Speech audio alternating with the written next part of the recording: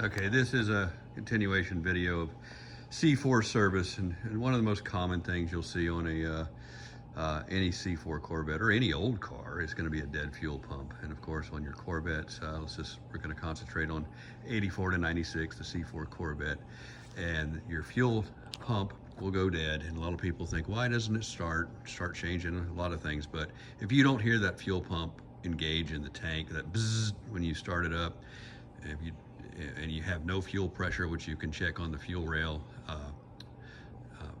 very easy to see if it has any gas shooting out, then that's your problem. So that's kind of the first in the line of my car's set for 5 years, it doesn't run anymore, and after you put a battery in it, this is probably going to be your next step. I'm doing a little different here because I'm actually cleaning this tank out and dealing with a common problem that this particular car would have. This is a Callaway twin turbo, so it does not have a stock fuel pump in it. It has a little bit different. It's got a big Bosch pump. I usually cover all this up, but I've got it uncovered so you can see the car.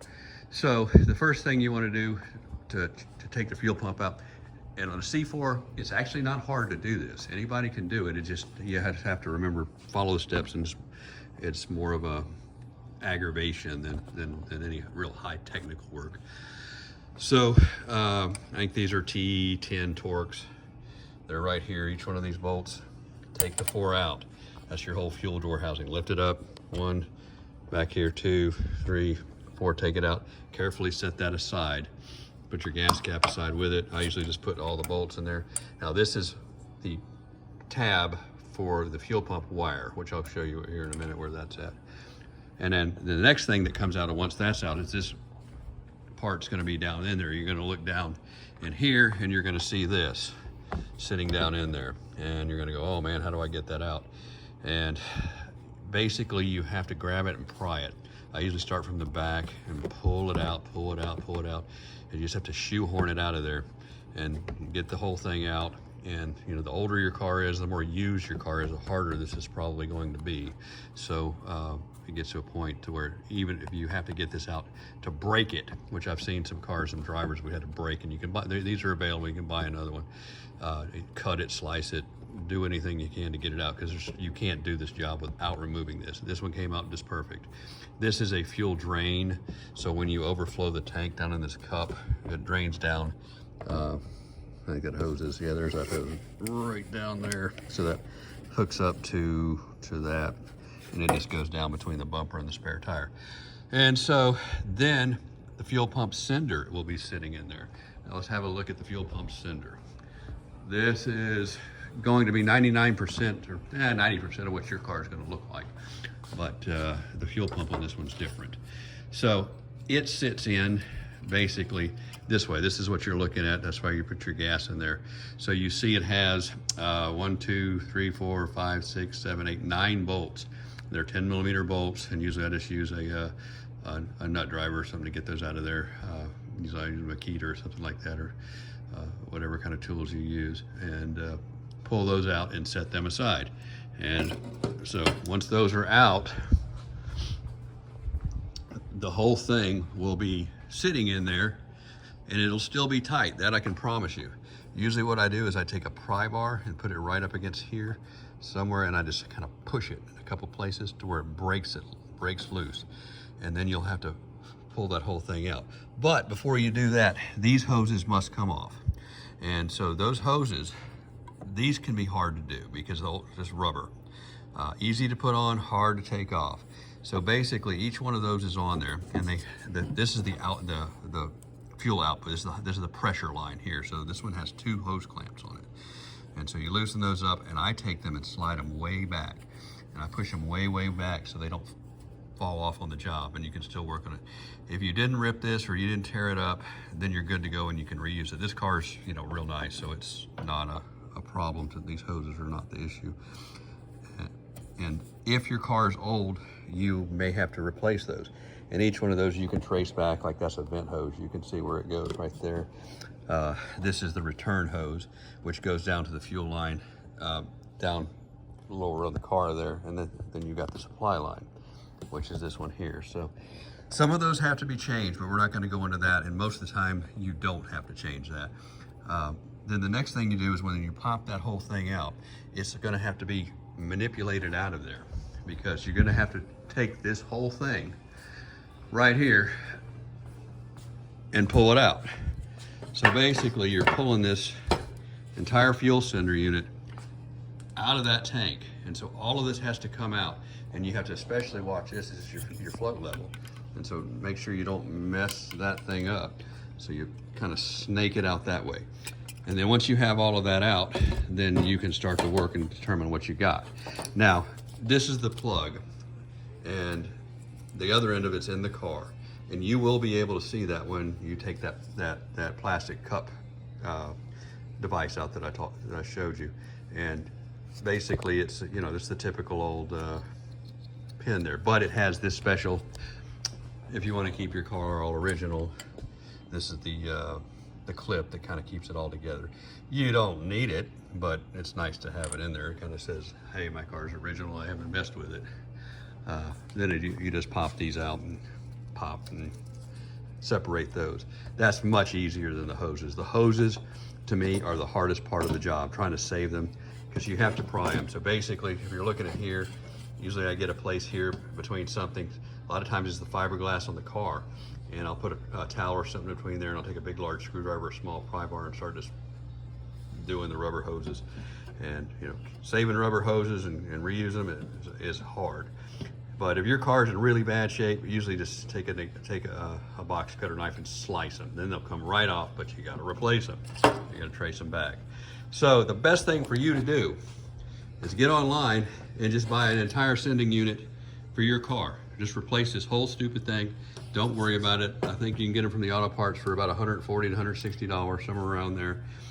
You're probably not gonna find a factory one. If you do, the factory one's gonna be more money. I suggest you get the factory one, but you know, some of the aftermarket ones have some actual improvements on it. They're got some more tolerant to ethanol and things like that, versus getting a new old stock factory one. Now, the difference between this car and your stock Corvette is this big fuel pump. This is a Bosch fuel pump.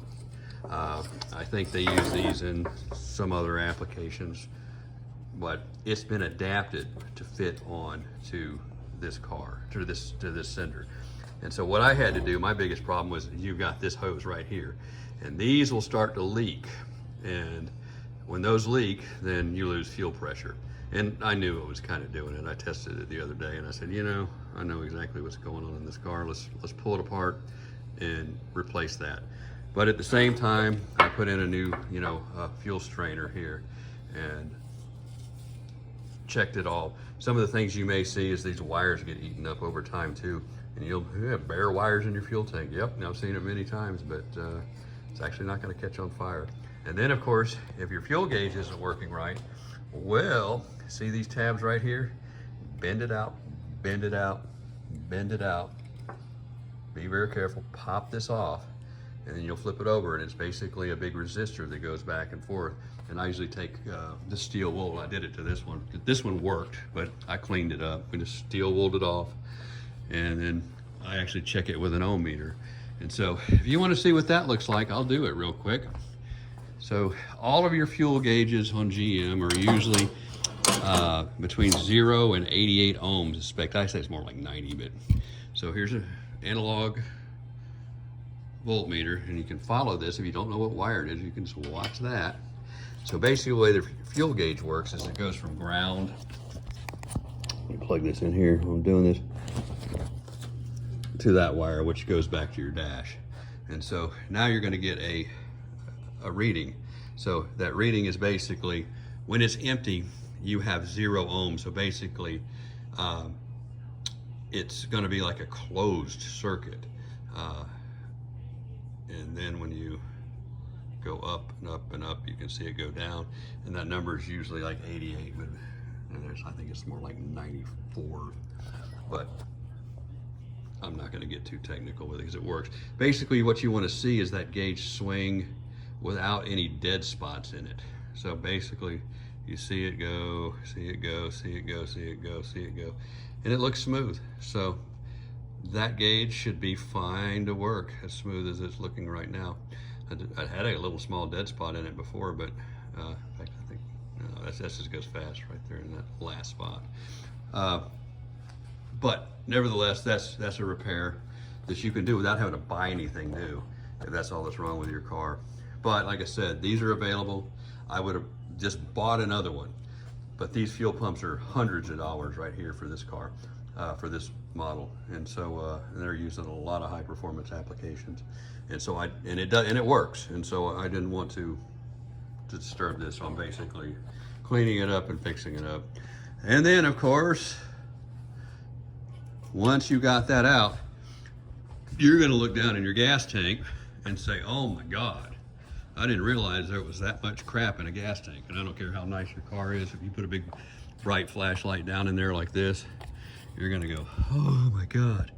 So what I've done on this particular car is I've siphoned all the gas out into this, and you'll get a lot of the stuff, and you can stir that gas up before you siphon it out, and you can just reach down in this, because you can fit your hand in here and just stir it up, siphon it out, get all you can out.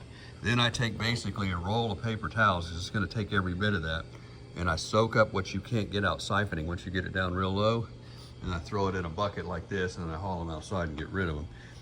But while you're doing that, once it gets down really low, I just kind of I hand wipe everything out of that tank area to where it's clean. And then at the last, if you really want to get crazy with it, I take this Makita blower and just kind of sit up here and just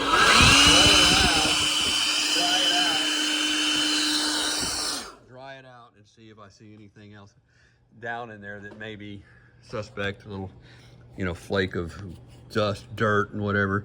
And I can see one right there I picked up, and then I'll just reach down in there with a rag and just wipe that out towards the back and get it out of there. And so one more piece of junk out of there. Now, if you're just trying to drive a driver car, having that thing perfect is not going to be, like I said, any car you imagine, there's garbage in the tank. But this car is cleaned up. It's about as clean a tank as I've done in a while.